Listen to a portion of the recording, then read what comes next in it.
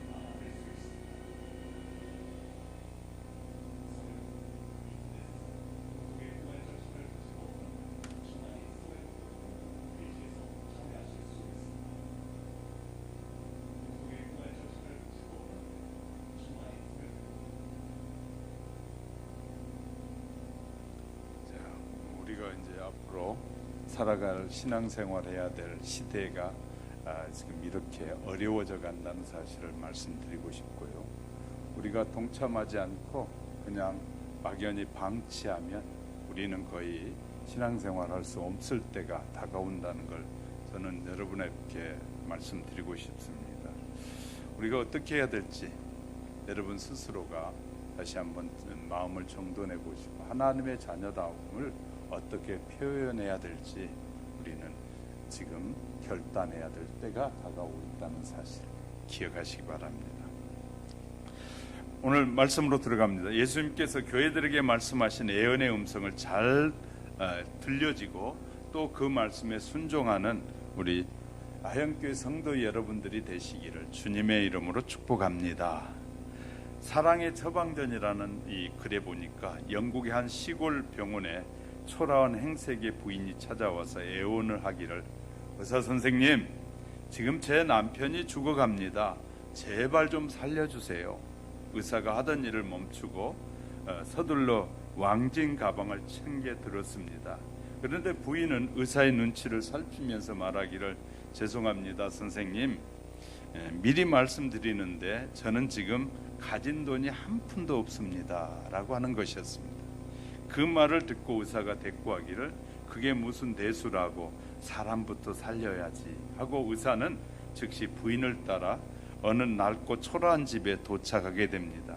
그리고 서둘러 쓰러진 누워있는 부인의 남편을 진찰해보고 의사가 이렇게 말합니다. 큰 병은 아니니 안심하십시오. 그랬더니 부인이 정말 감사합니다 선생님. 그랬더니 선생님은, 병원으로 돌아온 의사는 부인에게 작은 상자를 하나 주면서 이렇게 말하는 것이었습니다. 남편의 병은 금세 나을 겁니다.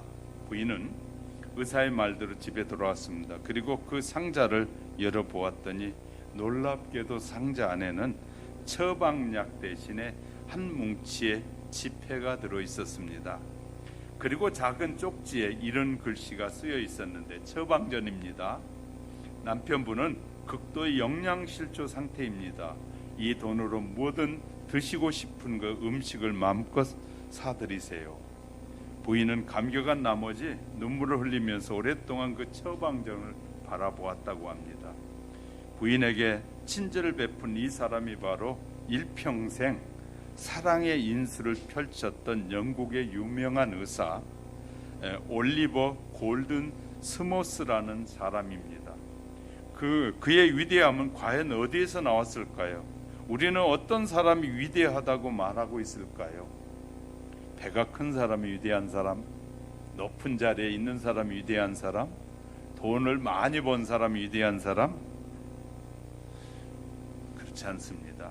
그것은 그가 자기 자신에 대해서는 성실했고 일평생 변함없이 그 성실함을 보여주었기 때문에 그는 위대한 사람인 것입니다. 그것이 그를 위대하게 만들었고 그를 위대하게 보이게 만든 것입니다. 우리가 하나님 앞에 위대한 사람이 되기 위해서는 변함없는 우리의 신앙생활이어야 합니다.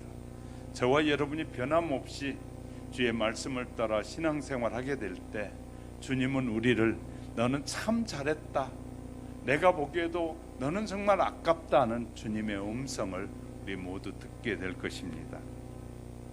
자, 오늘은 예언의 말씀을 계속하려고 합니다. 버가모 시대에 로마 황제가 기독교로 개종한 이후에 교회가 정치 권력과 밀착하게 되었습니다. 그래서 서기 538년에 로마 천주교회는 이 로마 황제로부터 종교와 정치와 군사력에 대한 막강한 세력을 부여받게 됐습니다. 이때부터 천주교회는 가르치는 교리를 거절하는 성도들은 핍박하는 시대로 변질되기 시작했습니다.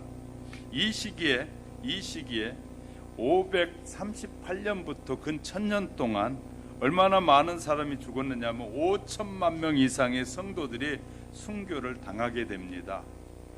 두아티라 교회 시대 서기 538년부터 시작해서 1517년까지 마틴 루터의 종교개혁 운동이 일어나기까지 약 1000년간의 기간인데 세계 역사는 이 기간을 종교 암흑시대라고 부르고 있습니다.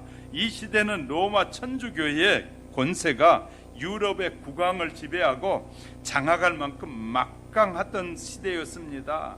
천주교회는 자신들이 제시하는 교리와 명령을 거절하고 이 성경이 말하는 진리를 고수하는 성도들을 잔악하게 핍박했던 시대입니다. 교회의 역사를 살펴보면 이 기간 동안에 가장 많은 진리가, 성경의 진리가 왜곡되고 변질되었다라고 말해주고 있습니다. 거짓 교리와 거짓 복음을 거절한 하나님의 백성들은 광야와 깊은 산으로 피신해서 진리를 마음에 간직하며 살면서 그곳에서 교회를 세우고 하나님 앞에 예배를 드렸다라고 쓰고 있습니다. 그러나 대부분의 사람들은 유럽의 대도시에서 있던 교회의 큰 건물과 화려하고 이 장엄한 예식 그리고 거대한 조직을 가졌기 때문에 그것이 하나님께서 인정하는 교회인 줄 알고 거짓 교리를 받아들이며 살게 됐다는 것입니다. 오늘은 예배에 있어서 이 배도와 왜곡된 신앙을 지키려는 성도들을 살펴보려고 하는데, 우리들이 이 믿음의 자세가 어떠해야 한지를 한번 살펴가는 사이에 깨닫는 은혜가 우리 모두에게 있어지기를 주님의 이름으로 축복합니다. 첫째, 교회 예언에 무슨 말씀을 하셨을까요? 두아디리아 교회의 예언에서 어떤 말씀을 하셨느냐면, 본문 18절에 보면 그 눈이 불꽃 같고 그 발이 빛난 주석과 같은 하나님의 아들이라 라고 하면서 예수님을 표현하고 있어요. 두아디리아 교회에 그리스도를 하나님의 아들이라고 묘사한다는 사실에 우리는 매우 중요하다고 생각합니다. 계시록 전체에서 그리스도를 하나님의 아들이라고 부르는 곳은 여기만 있기 때문에 그렇습니다. 중세기 종교 암흑 시대 동안에 하나님의 아들인 그리스도께서 모든 인류를 위해서 중보적 위치를 이 땅의 사제들에게 다 빼앗기게 됩니다. 마리아라는 인간 중보자가 등장하기 시작했고, 고해 성사가 나타나므로 사람들은 그리스도께 직접 나가서 죄를 고백하고 회개하는 대신에 이 신부나 사제들을 통해서 가르침을 받기 시작합니다. 그러나 하나님의 말씀엔 이 점에 있어서 분명히 진리가 선포되고 있는데, 디모데전서 2장 5절에 하나님은 한 분이시요 또 하나님과 사람 사이에 중보도 한 분이시니 곧 이 사람이 그리스도 예수라 라고 말하고 있어요. 그런데 갑자기 로마 천주교회가 생기면서 중보자가 많이 생긴 거예요. 수많은 중보자가 생겨서 마리아도 중보자가 되고 신부도 이 사제들이 다 중보자가 돼서 자기들 앞에 와서 죄를 자백만 하면 다 용서함을 받을 수 있다고 말하게 되는 거예요. 심각한 문제죠. 또한 교회를 보살피는 예수님의 모습이 어떻게 표현되고 있느냐면, 그 눈이 불꽃 같고 그 발이 빛난 주석과 같은 예수님께서 이렇게 예수님을 소개하고 있어요. 왜 이렇게 묘사했을까요? 암흑으로 뒤덮인 시대에 예수님께서 불꽃 같은 눈으로 당신의 백성을 보살핀다는 말씀이고, 중세기 1000년 동안 예수님은 핍박을 피하여 알프스 산중턱에 피곤한 발을 이끌고 살아가는 성도들과 동행하신 분이라는 사실을 표현하고 있는 거예요. 그래서 예수님의 발과 눈이 묘사되고 있는 것입니다. 두아디라는 이름이 가진 의미를 보면 통탄스러운 희생이다라는 의미를 가지고 있는데, 이것은 이 시대를 대표하는 너무나 적합한 의미이기도 합니다. 교회 안에 밀려들은 배도로 인해서 믿음의 단순성이 이 외적인 행함이나 고행으로 대치되기 시작했습니다. 우리가 잘 아는 이 중국의 어느 지역 종교인들은 세 발자국 걷고 엎드려 절을 하고 그것을 마쳐야 구원에 이를 수 있다고 가르치는 데가 있어요. 다시 말해, 많은 고통을 자기가 스스로 감수해야만이 구원을 얻는다라는 종교의 하나의 의식이기도 합니다. 이렇게 변질되기 시작하게 됩니다. 두아디라 시대에 와서 교회는 그리스도께서 주신 단순한 복음이 행함과 화려하고 엄숙한 내식과 고행으로 바뀌기 시작합니다. 이 시기에는 교회들이 참으로 깊은 상처를 받을 때죠.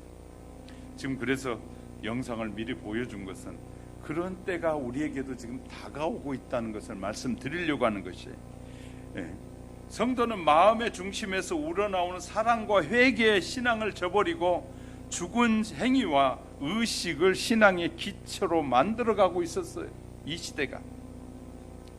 19절에 보면 내가 내 사업과 사랑과 믿음과 섬김과 인내를 아노니 내 나중 행위가 처음 것보다 많도다라고 하셨어요. 예수님께서 두 가지를 칭찬하셨는데, 첫째는 사업과 사랑과 믿음과 섬김과 인내라고 말씀하시고, 그 다음에 나중 행위를 언급하셨습니다. 먼저 나중 행위에 대해서 살펴보면 나중 행위는 처음 것보다 많다 그 말이에요. 더 좋다는 것이거든. 나중 행위가 처음 것보다 좋다. 예언처럼 드라디아 교회의 후기에 들어와서 이 요한 위클리프가 1320년에 이 개혁을 시도하기 시작합니다. 그 후에 후스와 제롬의 개혁에 이런 자들이 개혁에 가담하게 되는데 그들은 화형대에 오른 순교를 당했다고 1415년에 그렇게 신앙 개혁을 외치다가 화형을 당했다라고 쓰고 있습니다. 단타일과 이 쭈빙글리 같은 사람들도 희생적인 계획자로 역사에 남아 있습니다.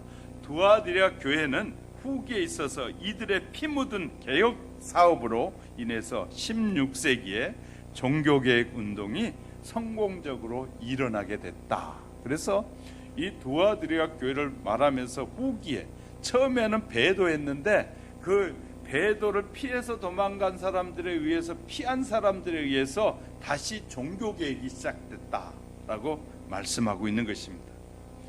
예수님께서 두아디라 교회의 사업과 사랑과 믿음과 섬김과 인내를 칭찬하셨는데 종교 암흑시대에 누가 이런 신앙을 유지하고 있었을까요?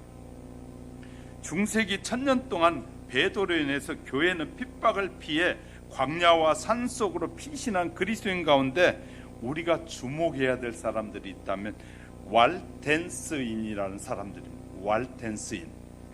왈덴스인들은 살펴보지 않을 수가 없는데 그들은 알프스 깊은 산속으로 피신해서 함께 모여 살면서 사랑과 믿음과 섬김과 희생정신으로 많은 사업을 한 사람들입니다. 두아디라 시대 교회의 성직자와 사제들만 이 두아디라 교회 538년부터 1500년도까지 1000년 동안 성경은 누구 볼 수 있었냐면 교회에서 말하는 성직자와 사제들만이 라틴어로 된 성경을 자기들만 읽을 수 있었어요. 그런데 이 왈텐스인들은 그 산속에 들어가서 이 성경을 쉽게 번역해 가지고 누구나 성경의 말씀을 듣고 보고 읽고 믿게 했다고 말이에요. 번역해서 보고 가게 됩니다. 왈텐스인들은 선교에 대한 열정이 정말 상상하기 어려울 정도 뜨거웠다라고 말하고 있는데 그들은 청년들이 되기 전에 목사가 되기 전에 결혼하기 전에 반드시 남자는 2년 동안 이 선교사로 파송하게 됐다는 것이에요. 그들은 선교는 매우 위험한 일이었습니다. 그 당시에 성경을 가지고만 다닌 사람은 붙잡히면 처형당했기 때문에 왈텐스 선교사들은 많은 성경 구절을 머리에다 암송하기 시작합니다. 어려서부터 부모님들이 그렇게 암송하게 가르쳤고 진리를 찾는 영혼을 만나면 몰래 외운 성경을 이렇게 기록해 가지고 그들에게 복음을 전해 주었다고 말해요. 왈텐스 청년들은 2년간 유럽의 각 도시에 흩어졌는데 그 청년이 되기만 하면 무조건 파송하는 거예요. 선교사로 파송했는데 2년 동안 선교하고 돌아와서 결혼도 할 수 있고 2년 동안 나가서 선교하고 돌아와야 목사가 될 수 있었고 지도자가 될 수 있었다는 것이죠. 아무에게나 말을 붙이고 전도할 수 없었기 때문에 상점이나 가게 종업으로 일하면서 사람들을 살피다가 접촉할 기회가 되면 저 사람은 전도할 수 있겠다 싶으면 그 사람들에게 기회를 엿보았다가 전했다는, 이렇게 2년이 지난 후에 그들이 집으로 돌아왔는데 그들이 고향으로 돌아온 복귀율은 50%가 되지 않았다라고 말합니다. 다시 말해 매년 50%의 젊은이들이 다시는 돌아오지 않았던 이유는 무엇이었을까요? 그것은 50% 이상의 청년들이 붙잡혀서 감옥에 잡혀 들어갔든지 목이 잘리거나 화형대에 죽었기 때문이다라고 말하고 있어요. 이는 그들이 하나님께 드려진 헌신이었습니다. 우리는 자녀들이 생존에 돌아올 확률이 50%가 안 되는 선교 사업에 여러분의 자녀를 보낼 수 있을까요? 그런데 왈텐스인들은 그렇게 했다는 것이에요. 이것이 알프스 산속에서 진리를 지키던 이들의 희생과 청년들의 목숨을 건 선교 사업이 600년 동안 계속됐다는 것입니다. 나중에는 그 명맥을 유지하기도 어려워졌습니다. 왜냐하면 젊은이들이 너무 많이 죽어 가문이 끊어지는 가정이 생겼기 때문이라고 해요. 이것이 그들이 여호와께 드리는 사업과 사랑과 믿음과 섬김과 인내였다는 것입니다. 이렇게 헌신은 후에 종교개혁 운동의 씨앗이 되게 됐고 희생의 시발점이 되어 마틴 루터의 종교개혁 운동으로 이어져서 개신교회가 세워질 수 있게 된 것입니다. 이처럼 월텐스인들의 역사는 오늘날 얄팍하게 살아가는 현대 그리스도인들의 얼굴을 뜨겁게 만드는 것과 같습니다. 어떤 사람은 그래서 하늘에 부끄러운 구원이 있다라고 말하고 있어요. 부끄러운 구원이 뭐냐? 부끄러운 구원이란 교리가 있는데 그 교리에서는 세속적으로 살아가서 부끄러운데 하나님께서 봐줘서 구원을 얻었다, 이런 말이 부끄러운 구원이란 말이에요. 믿기 어려운 일이지만 오늘날 기독교 안에서 부끄러운 구원의 교리를 믿는 성도들이 있다는 사실도 기억하시기 바랍니다. 믿기 어려운 일이에요. 그런 말을 하는 사람은 일곱 교회 애언은 전혀 모르는 사람들의 말이죠. 월텐스인들의 피 묻은 생애 앞에 어떻게 부끄러운 구원이라고 받아들이겠다는 생각을 할 수 있을까? 어떻게 한 번 구원받으면 결코 버리지 않는다고 말하는 그런 교리를 따르고 있는지 정말 답답할 일입니다. 어떻게 죄를 버릴 수 없고 계명을 지킬 필요가 없다고 말할 수 있을까? 그들은요, 계명을 지킬 필요도 없고 죄를 버려도 안 된다. 하나님이 나를 구원하셨다. 내가 믿었으니까, 예수님을 믿는다고 했으니까 하나님은 더 이상 우리를 버리지 않을 거다. 죄 가운데 사는 것도 인정한다. 이런 사람들이 많다고 말해요. 구원파도 거기에 속한 사람들이에요. 구원파가. 이게 1, 2년 전에 만들어진 것이 아니라 벌써 이런 역사가 있는 것입니다. 월텐스인들의 생애는 현대를 살아가는 우리에게 회개하라고 외치는 소리입니다. 잘못된 신앙에서 돌아서서 늘 바르게 살아라, 깨끗하게 살라고, 정결하게 살고 하나님이 기뻐하는 삶을 살아라고 우리에게 요구하는 것입니다. 그러므로 구원을 가볍게 여기지 않는 은혜가 저와 여러분 속에 있어야 됩니다. 구원을 하나님이 그냥 심심해서 준 것이 아니에요.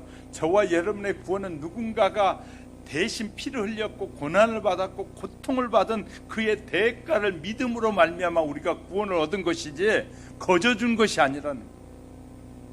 너무 쉽게 말하는 사람들은 10원 밑에 구원이라고 말하는 사람까지 어이없는 사람들이 있는데, 저와 여러분의 구원은 예수 그리스도가 하나님의 아들이 우리의 죄를 위해서 십자가에서 피를 쏟으셨을 뿐만 아니라 수많은 그리스도인들이, 수많은 사람들이 예수를 믿는다는 것 때문에 고통과 고난 가운데서 피를 흘림으로 우리에게 전해진 이 복음으로 말미암아 저와 여러분이 하나님의 자녀가 되고 구원받은 백성이 된 것이에요.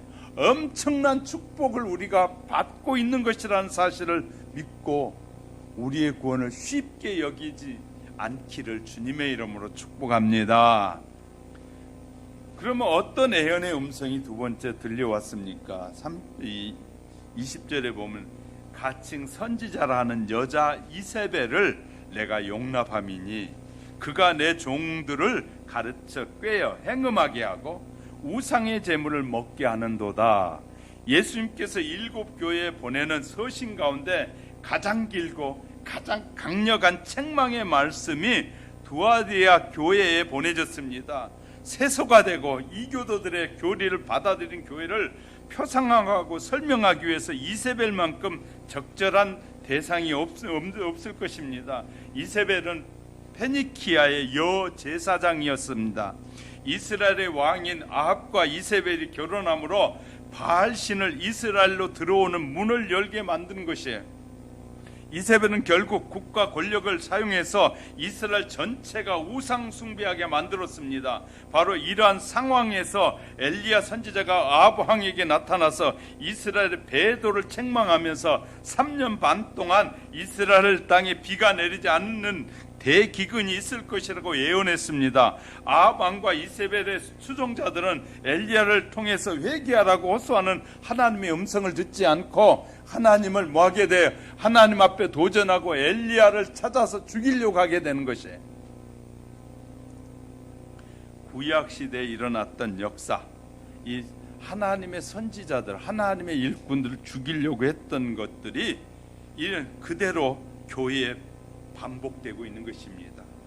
예수님께서 두아드레아 교회를 향해서 내가 영적 간음과 우상 숭배에 빠졌다라고 하셨습니다. 이렇게 말하는 것은 이스라엘의 왕인 아합과 이세벨의 결혼을 통해서 이스라엘 전체가 배도에 빠지게 된 것처럼 두아드레아 교회 지도자들과 이 성도들이 태양 신교와 이 가르침을 받아들임으로써 영적 간음에 빠지게 되고 우상 숭배에 빠지게 됐다는 말입니다. 아합 왕의 권력을 이용해서 이세벨이 우상 숭배를 이스라엘 백성들에게 강요했던 것처럼 두아드레아 교회는 로마 황제로부터 받은 막강 권력을 이용해서 각종 거짓 교리와 우상 숭배를 하나님의 백성들이 강요했던 것입니다.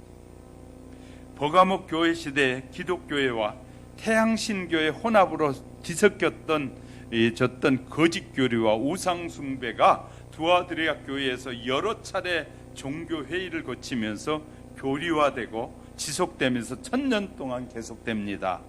하나님의 말씀과 성경적 진리가 거의 사라져 버렸다는,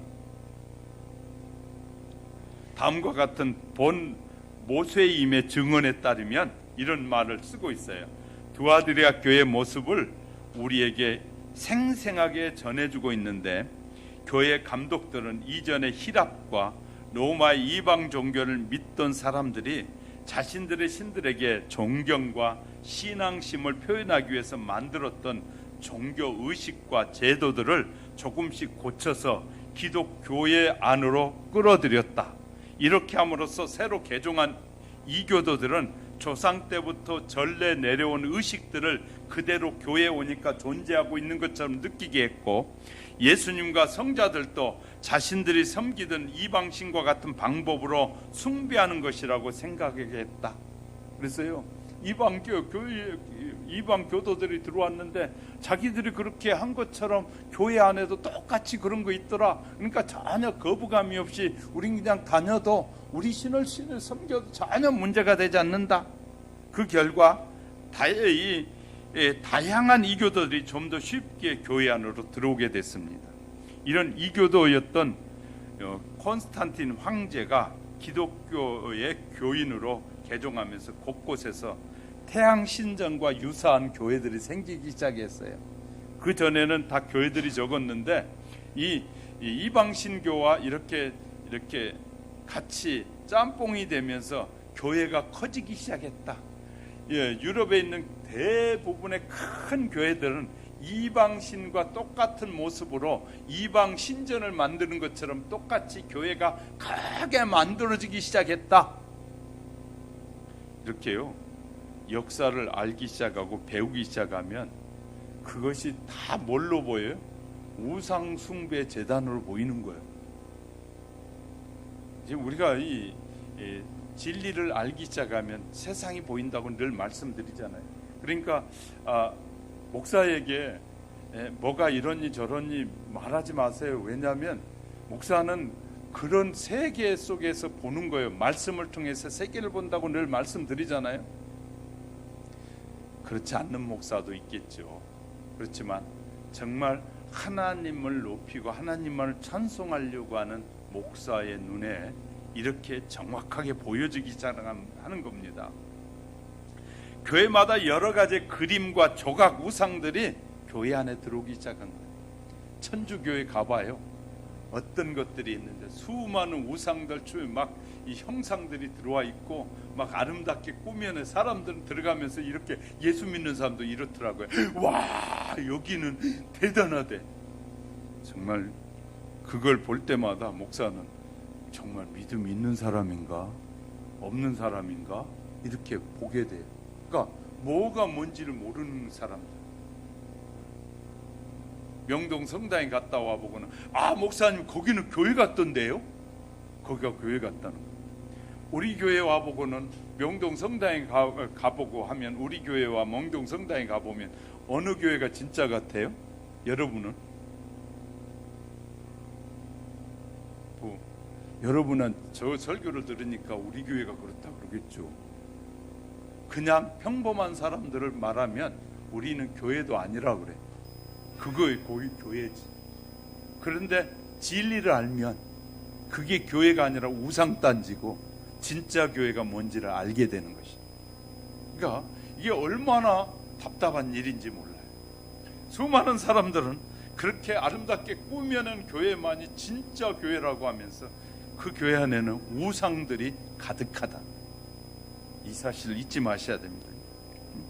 실제로 8세기에 이르러서는 거의 모든 교회가 각종의 성상들로 가득 차게 되었고, 이것들에 입맞추고 그것에 기도하고 그것에 분향하고 이 절하는 일이 극에 달하게 됩니다.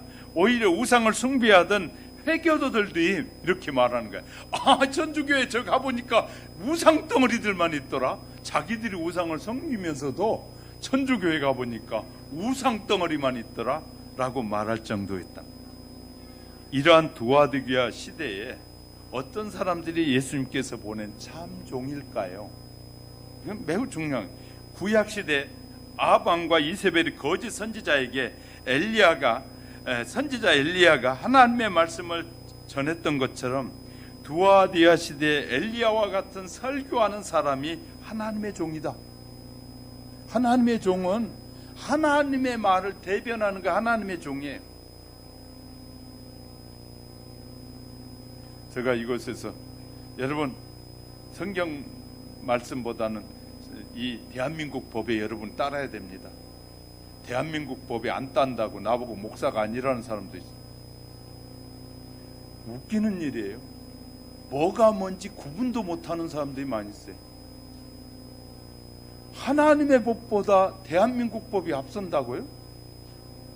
믿음이 아닌 거예요. 그것은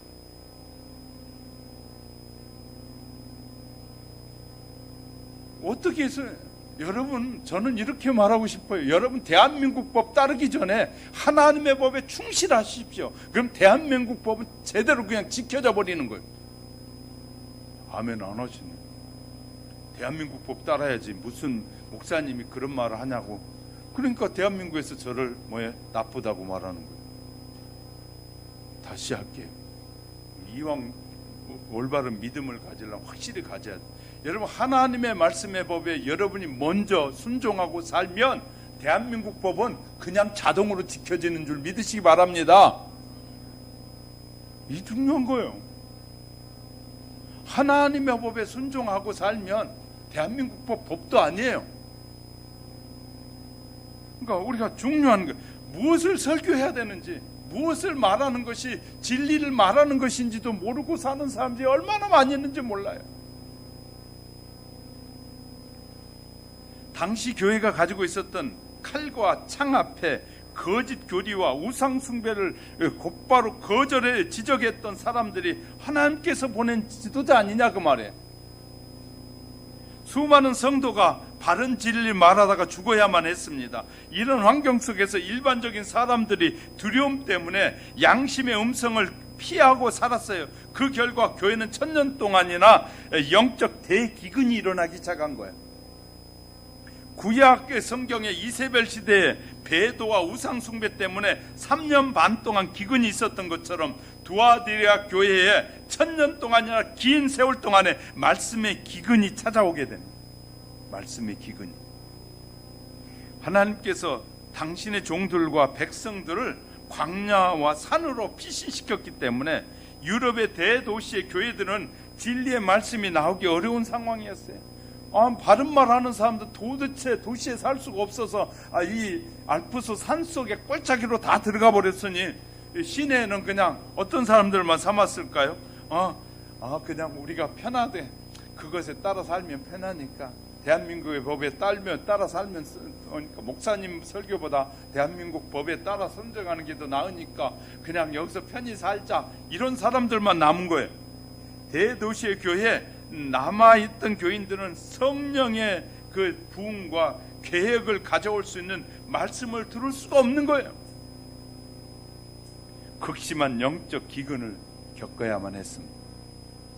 그래서 제가 여러분에게 성경을 보면서 주님이 저에게 눈을 열어준 것이 있어서 내가 가끔 얘기하잖아요. 여러분 어느 날 예배를 못 드릴 때가 올지 모릅니다. 그러기 위해서 여러분이 지금 준비하도록, 그래 가정 예배 책을 주면서 여러분이 스스로 예배하는 것을 연습하셔야 됩니다라고까지 했던 이유가 있기 때문에, 그냥 하나님이 저 같은 사람을 종으로 세운 것이 아니에요. 하나님이 뭔가 저에게도 보여주고 저희가 깨닫게 하고 알게 하신 것이 너무 많기 때문에 흔들림 없이 살아가려고 하니까 많은 사람들로부터 인정을 받지 못할 수도 있지만 저는 그건 두렵지 않습니다. 왜냐하면 하나님이 나를 인정하시면 돼요. 저는 늘 그런 주장이에요. 목사님들이 나를 인정하지 않고 성도들이 인정하지 않아도 저는 하나님이 인정한 일꾼이 되고 싶은 것이 저의 마음이에요. 저는 그렇게 살고 싶은 거예요. 구약시대 아방과 이세벨의 추종자들이 엘리야가 전한 회개의 이 기별을 듣지 않았던 것처럼 하나님께서 walte스인들과 개혁자들을 통해서 교회가 회개하는 말씀을 보내주고 있는데, 그래서 그런데 회개하지 않았어요. 21절에 보세요. 또 내가 그에게 회개할 기회를 주었으되 그 음행을 회개하고자 아니하는도다. 회개하라고 아무리 외쳐도 회개하지 않는다는 거예요. 회개하라고 하죠. 우리의 신앙이 이렇게 가면 문제가 심각합니다. 우리 하나님 앞에 돌아서야 됩니다. 외쳐도 돌아오지 않는다고 말해. 목사님이 이렇게 사는 게 얼마나 편하고졌습니까? 아이고, 지금이 천국이죠. 그럼 여기 천국 다 누리뿐이니까 더 이상 천국이 소망할 필요가 없는 거예요. 그렇게 사는 사람이 얼마나 많이 있는지 몰라요. 사랑하는 성도 여러분, 하나님의 음성이 저와 여러분의 귀에 똑똑하게 들려지시기를 주님의 이름으로 축복합니다. 세 번째는 신앙을 지키면 어떻게 하신다고 무엇을 약속하고 있습니까? 26절부터 29절. 이기는 자와 끝까지 내 예수님의 일을 지키는 그에게 만국을 다스리는 권세를 주리니 그가 철막대기를 가지고 저희 악인들을 다스려 질그릇 깨트리는 것과 같이 하리라. 나도 예수님도 내 아버지께 받은 것이 그러하니라. 예수님도 그래서 철장 권세를 가지고 세상을 다스린다는 거예요. 나도 그러하니라. 내가 또 너희에게 새벽별을 주리라. 귀 있는 자는 성령이 교회들에게 하신 말씀을 들을지어다. 두아디가 교회 의인으로 묘사된 이기는 자와 예수님의 일을 지키는 자들은 누구일까요? 여기 우리가 잘 알아야 되거든요. 이세벨의 교리를 받아들이지 않았을 뿐만 아니라 계획의 정신을 가졌던 사람들이 이기는 자고 예수님의 일을 지키는 자들이다. 바로 walte스인들의 개혁과 같은 사람이죠. 이런 개혁자들과 같은 사람. 그런데 왜 예수님께서 예수님의 일을 하는데 사람들을 통해서 일하실까요? 그런 이제 생각을 해보시지 않았습니까? 사실 예수님이 일을 하는데 구태여 인간의 도움이 없어도 되지 않아요?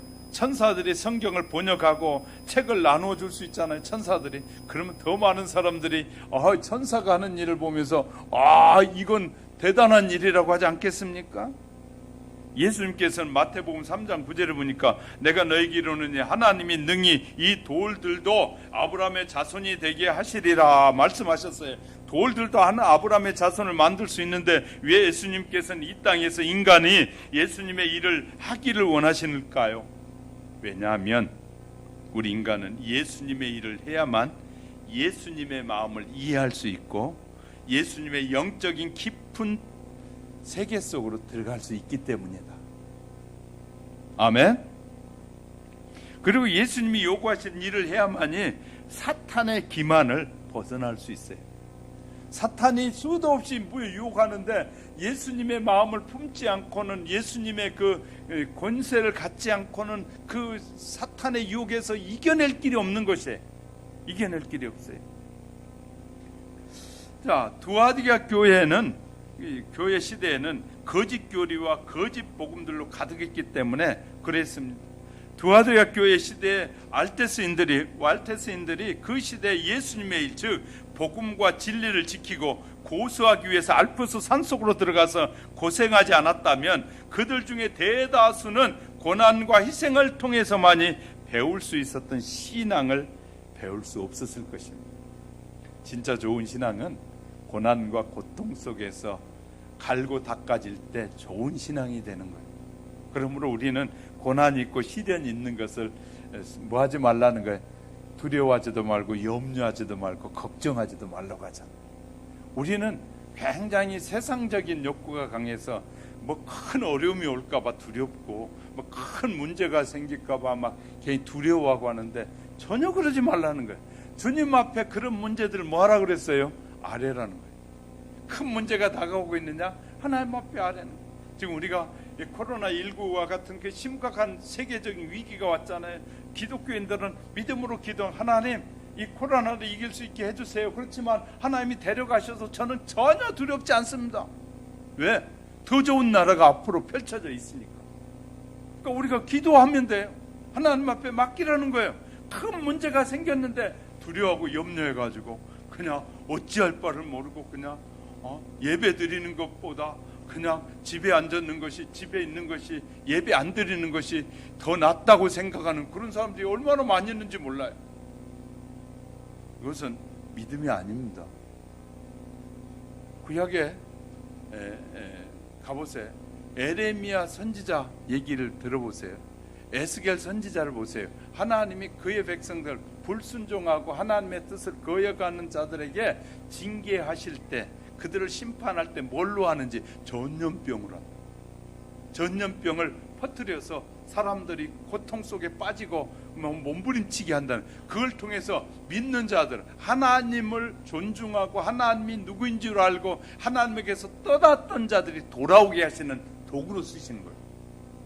그러니까 결국은 그것이 믿는 자들에게는 축복이에요. 코로나19가 믿는 자들은 믿음이 좀 자꾸 희석되어 가는 사람들에게 정신 차리라고 하는구나, 예수를 믿어도 제대로 믿으라고 하는구나, 그래야 언제 올지 모르는 그런 위기 앞에, 전염병 앞에서도 염려하지 않고 두려워하지 않고 염려하지 않겠구나, 이런 걸 보여주는 건데, 우리는 그것만 보고 벌써 두려워 떠는 사람들, 믿음이 성장하지 않기 때문에, 믿음이 자라지 않으면 그것 보면 떠요. 아이들은, 우리 저기 하은이도 보니까 밤에는 막 잠 안 자고 그냥 네가 자꾸 떠들면 이상한 게 나타난다, 호랭이가 나타난다, 그러니까 제 눈을 딱 감더라고. 그걸 믿어요. 얼마나 잘 믿는지 탁 감고, 눈 감았어요 할아버지, 그래. 그런데 제가 우리 이내 선생님한테, 야, 밤이 되면 호랭이 나타난다 그러면 이내가 뭔 웃지요. 아이고 목사님, 그 말도 안 되는 소리 하고 있어요. 내 하은이는 벌써 그리고 자요. 또 왜 그럴까요? 우리가 잘 아셔야 돼요. 상대방을 신뢰하면 그 소리가 때로는 아무 능력이 없는데도 불구하고 믿고 섬기게 되는 거예요. 그러니까 우리는 얼마나 중요한 예수 그리스도를 우리가 믿고 있는지 몰라요. 그러므로 저와 여러분이 바른 믿음을 가져야 되는데, 자, 복음과 진리가 이렇게 우리에게 증거되어지고 있는 것이거든요. 자, 대다수의 고난과 희생을 통해서 배울 수 있는 신앙을 놓치게 된다. 그리고 그들 중에 많은 사람이 두아디아 교회 시대 배도에 가담하게 됩니다. 위클립이나 허스나 제롬 같은 그리스도인들이 그 시대 예수님의 일, 즉 개혁 사업을 하지 않았으면 그들 역시 두아디아 교회 그 성직자들과 똑같이 하나가 돼서 그들도 그냥 배도와 우상 숭배에 빠졌을 겁니다. 예수님께서 본문 28절에 내가 또 그에게 새벽별을 주리라 하셨는데, 이 새벽별이 뭐냐고 말이죠. 역사적으로 새벽별을 해석해 보면 교회에 이기는 자들과 예수님의 일을 하는 자들에게 하나의 이 약속이 새벽별이에요. 이 새벽별에는 뭐라고 여러분 생각하십니까? 새벽별은 아주 캄캄한 밤에, 캄캄한 어둠이 지나고 새벽이 되기 전에 가장 어두울 때 빛나는 별을 새벽별이라고 그래요. 그 말은 새벽별은 아침이 다가오고 있다는 걸 말하거든요. 새벽별을 줄이라고 한 것은 이것입니다. 종교 개혁자들을 통해서 너희가 믿음을 지키고 끝까지 인내하니까 내가 새벽별 종교 개혁자를 통해서 교회를 다시 개혁하여 일으키리라. 새벽별처럼. 그러니까 그 어두운 시대에 새벽별이 나타났어요. 그랬더니 이제 갈 길을 잃어버렸던 사람들에게 갈 길이 보이기 시작했고 아침이 오고 있다는 것을 알려주는 새벽별이 되리라. 이렇게요 하나님이 약속하고 있어요. 예수님께서는 두아디가 교회에 칠흑같이 어두운 배도와 말할 수 없는 고난 속에서 의인들을 위해서 종교 암흑의 밤이 지나가도록 새벽별을 주리라고 말씀하셨어요. 새벽별 같은 인물들이 나오게 되는데 우리는 개혁주의를 표방하는 목사님들은 그들이 바로 위클립이나 후스나 제롬 같은 개혁자들이 바로 이렇게 새벽별같이 나타났다. 하나님이 보내셨다. 중세기의 밤이 지나고 아침이 되면 마틴 루터, 요한 칼빈 같은 종교개혁자들이 나타나게 됐습니다. 두아디라 교회에 고통당하는 의인들을 위해서 일찍 개혁자를 보내서 위로하시겠다는 뜻이 이 말씀 속에 담겨 있는 것이. 신앙생활에 밤이 오지 않도록 우리는 어떻게 해야 될까요? 너무너무 중요한 것이 신앙생활에 밤이 오지 않도록 하나님의 말씀을 가까이 해야 되고 기도하는 것과 또 예배하는 것과 말씀을 전하는 삶을 변함없이 살아가게 될 때 우리에게는 뭐가 오지 않는다고요? 신앙의 밤이 오지 않을 것입니다. 조금 나아졌으니까 아이고 쉬어가면서 신앙생활하지. 조금 나아졌으니까 예배보다는 그냥 내가 먼저지. 내가 쉬는 것이 먼저지. 예배 더 드리자고 하고 더 하나님 앞에 기도하자고 하는 사람이 하나도 없어요. 아이고 이제 이렇게 할 만큼 기도했는데 이제 뭐 기도 안 해도 돼. 기도는 평생 해야 된다고, 하나님의 약속은 평생 믿어야 된다고 늘 말하는데도 이제 목사님 힘이 들어서 못하겠어요. 힘이 들어도 기도해야 되고 힘이 들어도 말씀을 가까이 해야 되고 힘이 들어도 예배 드려야 된다니까요. 그래야 우리의 신앙이 배도되지 않고 신앙의 어둠의 시절이 안 온다니까요. 그리고 나만 안 오는 것이 아니라 내가 그렇게 믿고 가르쳐야 자녀들에게도 어둠의 이 시절이 안 온다니까요. 내가 그래 안 믿으니까 그거 보면서 자녀들은 더 타락해. 부모보다 더 타락해 자녀들이. 왜? 부모가 그렇게 사는 거 보니까 아무 일이 없거든요. 그러니까 자식들은 더 타락해. 그 다음 시대에 가면 거의 반은 넘어가 버렸어요. 배도하고 신앙에서 멀어져 버려요. 그 다음 세대 이제 하나님의 은혜가 아니면 불가능한 것이에요. 이런 시대를 우리가 맞이하지 않으려면 정신 바짝 차리고 사셔야 돼요. 하나님의 말씀 붙잡고 기도하는 삶을 교회 와서 하기 어렵다면 가정에서라도 시간을 정해놓고 그 시간만큼은 무슨 일이 있어도 말씀을 읽고 기도하고 또 찬양하면서 하나님의 뜻이 전해지도록 최선을 다해야 돼요.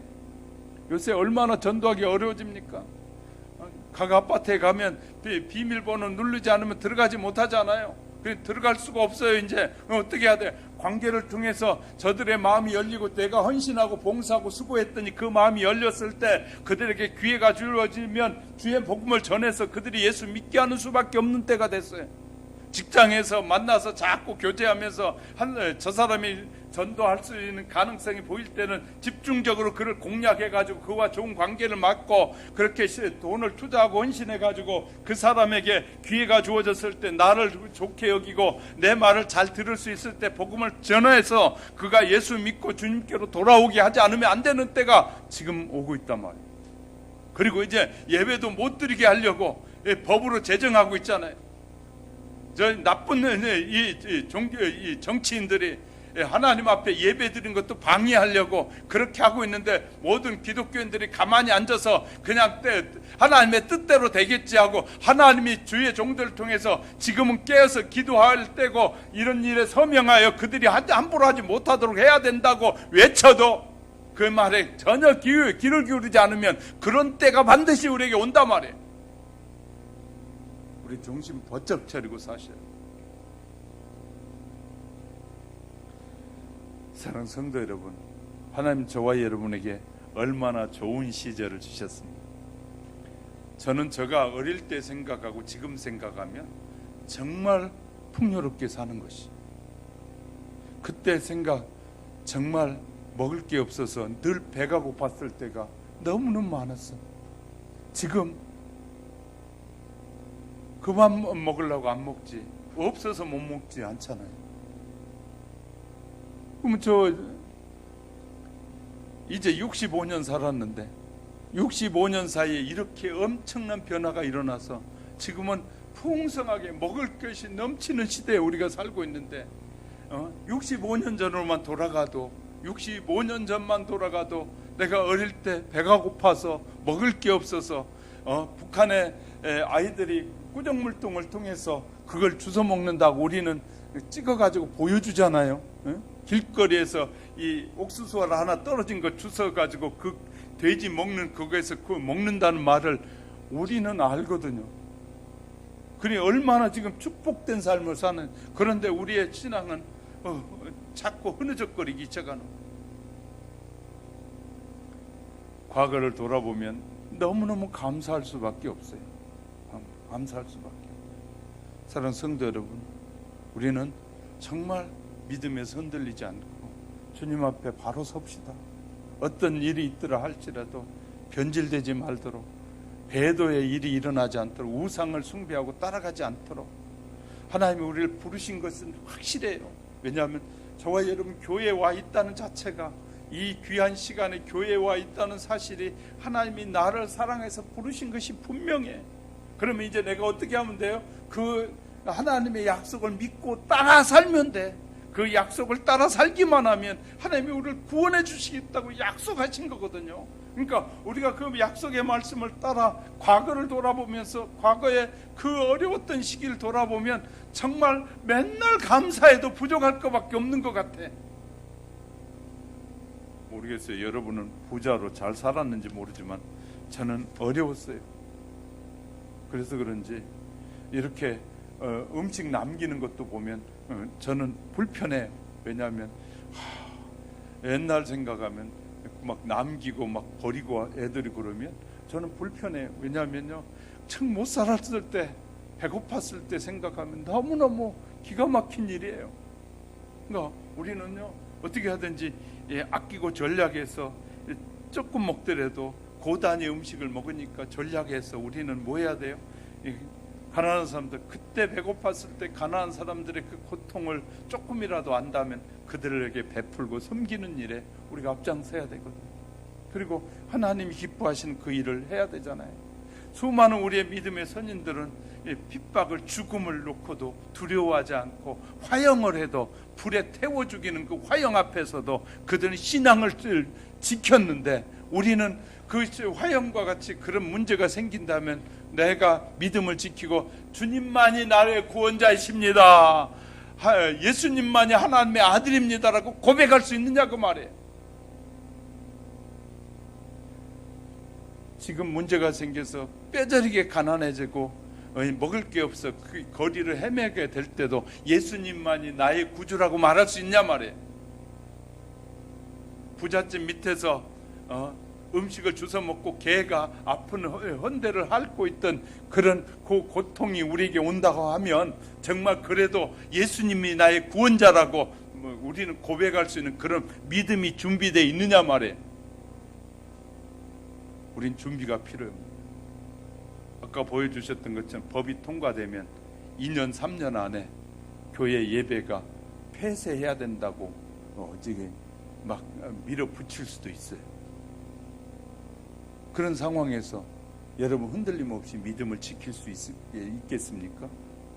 맨날 주일날 와서 예배 드리는 것도 힘들다고 하는 사람들이, 또 예배 말씀을 듣지 않으면 들려지는 소식은 세상 소식밖에 없을 텐데, 교회에 오니까 그래도 여러분이 하나님의 음성을 듣고 하나님의 말씀을 듣지, 여러분이 집에 있는데 성경 펴놓고 1시간 2시간씩 이렇게 성경 펴놓고 읽고 기도하고 스스로 하겠어요? 그거 하지 못하고 여러분에게 들려온 뉴스는 맨날 공격하고 서로 싸우고 다투고 하는 일들만 보여질 텐데, 그런데 그 믿음을 지키겠습니까? 우리는 지금 하나님 앞에 회개하고 철저하게 준비되지 있지 않으면 우리 위험한 때가 올 수 있다는 것입니다. 사랑하는 성도 여러분, 두아디아 교회 주신 예언의 말씀들이 저와 여러분의 가슴에 새겨져서 흔들림 없이 믿음의 길을 힘차게 걸어가는 하나님의 사람들이 되시기를 주님의 이름으로 축복합니다. 그리고 우리 아까 우리 김 집사님하고도 얘기하면서 이렇게 했어요. 어릴 때는 시간이 안 가는데 나이가 들수록 시간이 빨리 간다. 시간이 빨리 간다는 말은 다른 의미에서는 주님을 만날 날이 빨리 다가오고 있다. 시간이 빨리 간다는 말은요, 종말이 주님의 심판의 날이 빨리 오고 있다는 말과 같습니다. 그렇다면 저와 여러분 더 흔들림이 없는 믿음을 준비해야 되지 않겠습니까? 예수님을 신뢰하는 그 믿음이 저와 여러분 속에 더 확실해야 되지 않겠습니까? 우리 하영교회 성도 여러분, 제가 바르게 서려고 했습니다. 여러분도 바르게 서서 주님 앞에 섰을 때 여러분은 이렇게 말해줘야 돼요. 아, 김 목사가 바르게 살라고 외치는 그 소리를 듣고 저는 더 주님을 의지했습니다. 저는 주님 앞에 이렇게 말하렵니다. 주님, 보내주신 주님의 사람들이 저를 열심히 또 따르고 저를 위해서 기도해줘서 저도 흔들림이 없었습니다. 우리 서로 칭찬하고 서로 격려하고 축복한 대답을 주님 앞에 할 수 있는 우리 모두가 될 수 있기를 주님의 이름으로 축복합니다. 기도하겠습니다. 참 고마우신 하나님 아버지, 은혜를 감사합니다. 수많은 위기 상황이 우리에게 밀려오고 있고 우리의 신앙은 작고 엷어져 가고 있습니다. 하나님이여, 우리를 긍휼히 여겨주시고 하나님 앞에 예배하는 일과 하나님 앞에 말씀의 약속을 붙잡고 기도하는 일과 찬양하는 일과 복음을 전하는 일을 등한시하지 않고 늘 깨어있는 하나님의 자녀들이 되도록 성령님 역사해 주시고, 늘 세상을 볼 때 옳고 그름이 무엇인지를 깨달아지고 분별할 수 있는 은총을 더하여 주옵소서. 수많은 죄악 가운데서 우리를 건져 구원해 주시고 영원한 나라로 인도해 주실 것을 약속하신 예수님의 이름으로 기도드립니다.